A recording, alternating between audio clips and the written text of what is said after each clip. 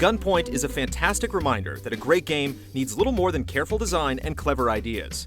Gunpoint has both these things and actually tells an intriguing tale that's well written and constantly humorous. The narration never feels like it's interrupting the action, but rather surrounds and enhances each mission, giving it more weight and context. You play as Conway, a freelance spy that's often willing to work for whatever side is paying the bill. As you'd hope in a game filled with double crosses and espionage, you'll have access to a wide array of gadgets. Among the most interesting of these tools are Conway's spring-loaded trousers, which you can use to zip through the air with reckless abandon. These powered-up pants enable you to jump on rooftops and get the drop on unsuspecting enemies.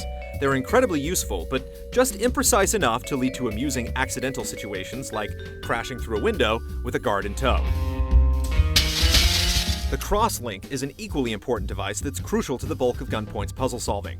When the crosslink is active, circuitry such as light switches and electronic doors becomes easily visible. Conway can then remotely manipulate electronic elements in real time, accomplishing tricks like rewiring a security camera to open a door instead of triggering an alarm. Smart use of the crosslink is required to clear almost every mission. Fortunately, the challenge is never too overwhelming, and you're likely to grasp most solutions in only a minute or two, ensuring that you feel a sense of accomplishment without getting too frustrated. That sense of accomplishment is further aided by the fact that Gunpoint lacks any tedious tutorials. Outside of the occasional brief flash of text, the game largely lets you figure out things on your own. It's a testament to the game's design that this process is a joy rather than a headache. Each gadget or new kind of opposition is generally clear and easy to understand. There's also plenty of room to experiment, since Gunpoint lets you reload autosaves that place you just a few seconds before death, eliminating the need for tiresome backtracking. Another nice touch is that the game allows you to try out upgrades before you put your life on the line, dropping you in a mock mission where you're free to experiment without the pressure of completing an objective. It's the kind of idea that makes you question, why don't more games have this? Additionally, you're never committed to an upgrade you purchase. If you don't like what you buy, you can sell it back for as much as you paid for it, giving Gunpoint a wonderful sense of flexibility.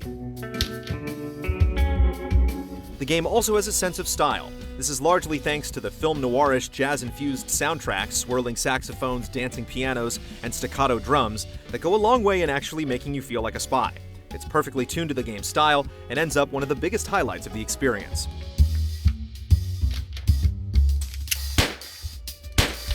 In between missions, Conway chats with his various clients, trying to get to the bottom of a mysterious murder. Like the various noir dramas that inspired it, keeping track of whodunit can get complicated quickly as the names of corporations, CEOs, and the like get thrown around early and often. The game is self-aware of its convoluted nature, though, and Conway himself admits to losing the plot, mentioning that he's just happy he's getting paid. But even if you're not always sure exactly what's happening in the big picture, the humor makes almost every conversation memorable.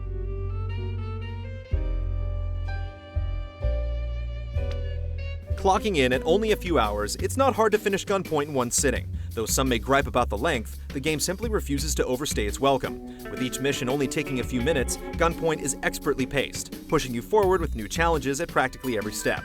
The game is something you'll want to tell your friends about the minute you finish. It's quirky, clever, and most importantly funny, a quality sorely lacking in most other games.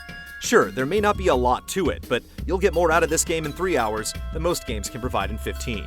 How could you not fall in love with a game featuring hyper trousers?